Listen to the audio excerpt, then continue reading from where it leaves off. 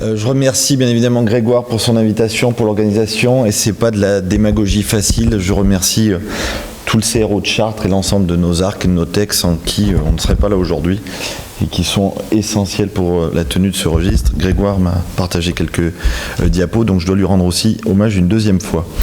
Quels sont les enjeux de France PCI ? Tout est résumé dans cette diapo. On va y revenir plus en détail. L'extension nationale, l'élargissement du champ des données et le suivi à plus long terme, la participation du patient à son suivi et enfin les enjeux scientifiques. Grégoire a évoqué la réunion du comité scientifique hier qui était particulièrement riche et qui est assez enthousiasmante. L'extension nationale, je reviens sur ce sondage que nous avions réalisé à l'occasion de ma présidence du GACI en 2017, où 157 des 200 centres français se sont engagés par écrit à rejoindre un jour, à terme, le registre. Aucun refus, donc les autres étaient abstentionnistes à ce sondage. Donc vous voyez un véritable consensus. Et aujourd'hui, il ressort que les clés de cette extension nationale va certainement passer par un registre qui devrait être rendu obligatoire. C'est ce que mon directeur d'ARS m'avait rappelé à plusieurs reprises, afin de convaincre l'ensemble des acteurs. Ça ne fera que augmenter le poids du registre. Et on est tous convaincus de la plus-value de l'exhaustivité au sein d'une région et a fortiori au niveau national. Donc moi j'ai toujours rêvé de présenter la météo. Je vous montre ces courbes. En 2023, on respecte un aspect en écharpe avec bien évidemment la région Centre-Val de Loire, Normandie et Auras. Et on voit qu'aujourd'hui, la perspective en 2024, c'est l'adhésion de nouvelles ARS, Grand Est, Bretagne et également l'Outre-mer, afin de couvrir de manière beaucoup plus large le territoire avec, Grégoire nous l'a montré, un nombre de procédures qui croît de manière assez exponentielle. Donc l'objectif, c'est 90 des plus grands centres français à l'horizon 2024. Une des perspectives particulièrement enthousiasmantes, c'est l'appariement aux autres bases de données. Le Graal, c'est justement de s'apparier au SNDS, s'intégrer au catalogue Health Data Hub, prévu, on l'espère, en 2024, ce qui va nous permettre d'élargir le champ des données, peut-être une source, mais mineure, d'économie, parce qu'on sait l'importance de la contribution des arcs et des techs qu'il faut absolument maintenir, mais surtout un suivi à plus long terme, ce qui est intéressant sur plusieurs thématiques, le tronc commun, l'évolution des lésions complexes calcifiées. On sait très bien que les événements parlent à distance, et là il sera très intéressant d'avoir un suivi à 2, 3, 5 ans.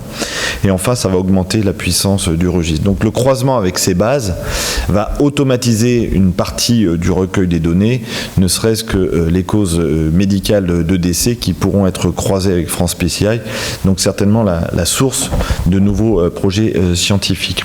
L'intégration à d'autres projets plus ambitieux, européens, dans l'espoir d'harmoniser les données de santé, et la collaboration avec SCAR est également extrêmement prometteuse.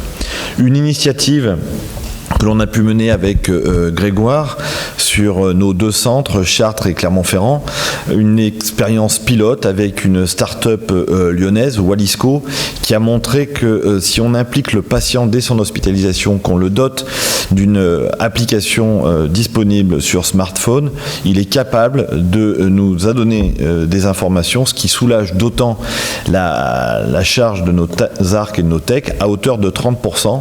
On n'a pas pu identifier le portrait robot du patient compliant et du non compliant, quel que soit l'âge, le niveau socio-culturel, le genre. On a un taux de réponse de l'ordre de 30%, ce qui peut paraître mineur, mais enfin qui soulage quand même de 30% la charge de travail et qui nous laisse aussi les perspectives de suivi de PROM dont on va parler à l'instant.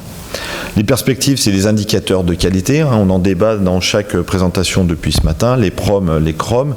On reprend les toutes dernières publications de l'ESC, celles concernant la prise en charge du syndrome coronarien aigu. Il y a un chapitre qui est consacré aux indicateurs de qualité, rappelant l'exigence en Europe de suivre nos patients avec des indicateurs de qualité, ce qui est le gage d'une amélioration du pronostic. Donc on était en pleine faillite, comme l'a rappelé René, depuis quelques années, et on est en train de corriger le tir grâce à France PCI. Donc je vous commente pas davantage cette diapo qu'on a vue à plusieurs reprises, qui montre l'exemplarité du registre suédois, l'impact des bonnes pratiques sur le pronostic. Ce papier dont vous a parlé Hakim, moi j'en fais une lecture auvergnate, c'est-à-dire que je vois tout de suite apparaître les sources d'économie. Il y a quelque chose qui est important, et je pense qu'on pourra y revenir sur la discussion, c'est l'effet booster de la levée d'anonymat de ces indicateurs, qui vraiment est très impressionnant. Donc ce frein, ce pseudo-frein culturel entre la Suède et la France, je crois qu'il va falloir y trouver une solution, peut-être par le choix d'indicateurs non stigmatisants, mais je pense que rien que le fait déjà de participer à France PCI est un gage de qualité et devrait être plus largement publié. J'ai la faiblesse de croire que les 90 centres qui ont donné leur accord sont parmi les meilleurs. Déjà, ils ont la soif de s'évaluer et de s'améliorer. Enfin, ce qui est mis dans l'éditorial de ce papier, c'est que vous voyez, si on transpose un registre et que l'on essaie de corriger des atypies de pratique, eh bien, on génère des économies. Ici, si les Américains faisaient comme les Scandinaves dans la chirurgie de hanche, eh bien, ça générerait 2 milliards d'économies chaque année pour un investissement de 24 millions. Donc, vous voyez, c'est une rentabilité de 1 à 100. On n'est plus de 1 à 10, comme l'évoquait Grégoire tout à l'heure. Donc, il y a certainement une source d'économie qui devrait sensibiliser nos politiques. Toujours dans ces recommandations très fraîches du syndrome coronarien, on a parlé des indicateurs de qualité, mais aussi un item longtemps négligé, mais qui prend de plus en plus d'importance. Grégory Katz, l'an dernier, nous avait fait une magnifique présentation sur les CROM et sur les PROM. C'est le ressenti du patient, à savoir comment a-t-il apprécié les informations, l'environnement de sa procédure, la façon de le rassurer, bref, son ressenti qui passe au-delà des complications hémorragiques, neurologiques, du décès, des critères durs qui pour l'instant sont essentiellement les critères qui nous intéressent. Mais il y a tout un vécu de la procédure qui mérite quand même d'être étudié, évalué, et dans lesquels nous devons tous progresser. Et pour la première fois dans les recommandations européennes, un accent est mis sur cette évaluation des PROM. C'est ce que le patient rapporte, à savoir son statut fonctionnel. C'est bien beau de dilater 2, 3, 4 artères, mais si le patient ne voit rien de changer dans sa vie de tous les jours, on peut s'interroger de la pertinence de l'indication. Donc il y a énormément de critères qui pour l'instant ne sont pas recueillis dans les registres modernes, et qui à l'avenir, à mon avis, feront l'objet d'une attention plus particulière. Et c'est ce qui est mis en avant dans des applications comme celle dont je vous ai parlé tout à l'heure, des applications connectées qui permettraient d'avoir le ressenti de nos patients.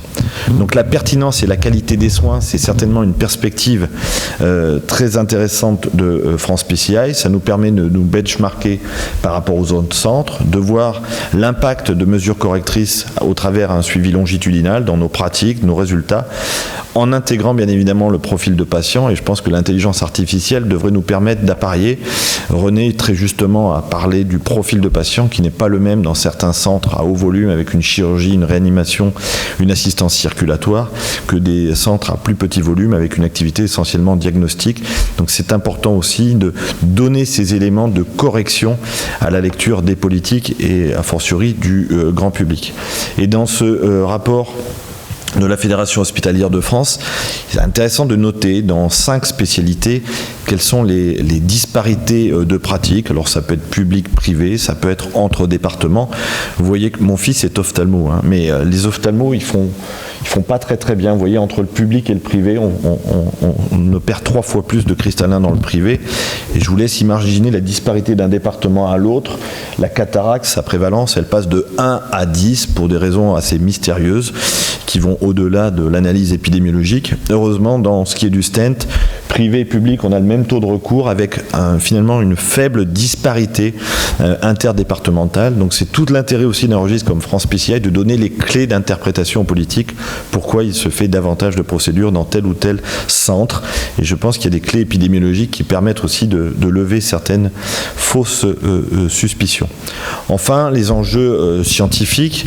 On a parlé hier de notre réunion. On se réunit au moins 2 fois par an, un comité scientifique public qui est dirigé par Jean-Philippe Collet. L'ambition, c'est de produire 10 à 20 publications de haut rang chaque année, de créer une synergie entre les centres, de profiter de la puissance et surtout de la réactivité des registres. On a parlé de la publication sur le Covid, on évoquait hier l'impact de la fermeture de certains services d'urgence.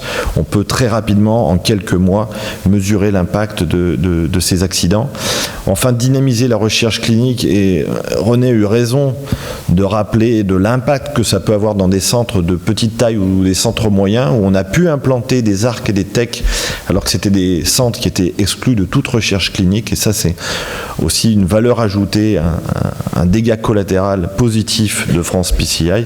Et enfin, les retombées en points mairie. Pour ce qui est de la publication, Grégoire, dès la naissance du registre, avait bien pensé la chose.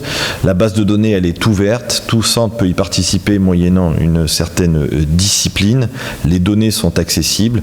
Il y a une charte de publication également qui permet de récompenser bien évidemment celui qui est à l'initiative du travail, mais également de manière équitable tous les centres qui contribuent à cette recherche. Et bien évidemment, il y a un intérêt financier en retombée de points mairie pour les centres qui sont éligibles. Je vous passe l'équation, mais ça rapporte des sous qui, au bout du compte, finit par presque autofinancer le registre, au moins localement. Farzine nous parlera cet après-midi de la possibilité d'études randomisées. Là encore, on rend hommage à Stephen James. L'étude TASTE, c'est absolument formidable. C'est $30 par inclusion. Une fois que vous avez le registre, il suffit de trouver un logiciel de randomisation et ensuite on ramasse les copies, le groupe A et le groupe B, et on compare. C'est extrêmement cost-effectiveness. Donc Farzine nous parlera de son étude, et je voudrais conclure sur l'avenir de l'intelligence artificielle dans ces registres. Grégoire m'a montré une présentation qui est un petit peu décevante. Pour l'instant, on n'a pas les outils de prédiction de l'avenir de nos patients à partir de l'intelligence artificielle. Mais moi, je voudrais revenir sur un concept qui est vraiment passionnant, qui est celui des jumeaux numériques. On a eu la chance à la PAC d'avoir Jean Colombel de Dassault Systèmes qui nous a fait un exposé mais ébouriffant sur les jumeaux numériques dans notre société. Aujourd'hui, tout projet immobilier, est-ce qu'à Chartres on va mettre un rond-point ou des feux ?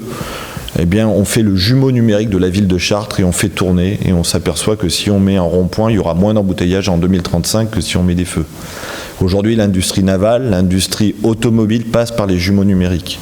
C'est-à-dire que si on ne fait plus de crash test, on construit la BMW de demain, on lui fait impacter un mur à 30, à 50, à 80 km/h sur un jumeau numérique.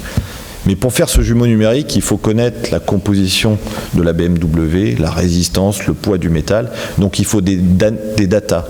Et France PCI peut nourrir ce jumeau numérique, et on peut imaginer un France PCI numérique, virtuel, et se poser la question de la pertinence de l'ouverture d'un nouveau centre de Corot, du rajout de 2 hélicoptères en Auvergne-Rhône-Alpes, de l'introduction des anti-PCSK9 pour tous les moins de 50 ans, de la réadaptation cardiaque dont parlait Hakim à l'ensemble des centres, et on fait tourner et on s'aperçoit que ça génère tant de survie, tant d'économies de santé.